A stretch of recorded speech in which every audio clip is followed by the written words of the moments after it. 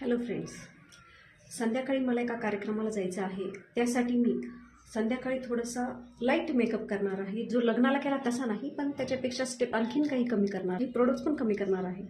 तर आपण संध्याकाळी तयार होणार आहोत. त्या अगोदर कशी तयारी करायची, स्किन प्रिपेअर कशी करायची मेकअपसाठी, हे बघणार आहोत. तर सर्वात अगोदर मी नायासिलामाइडचं क्लिन्झर वापरत आहे. 2% हे क्लिन्झर आहे माझं. जास्त क्लिन्झरची गरज नाही आहे.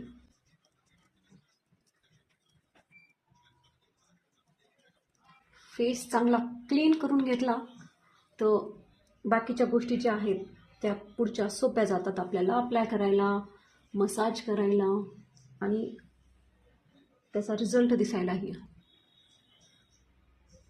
अशा नॅपकिननी टर्किशच्या टॅप टॅप करत चेहरा पुसून घ्यायचा.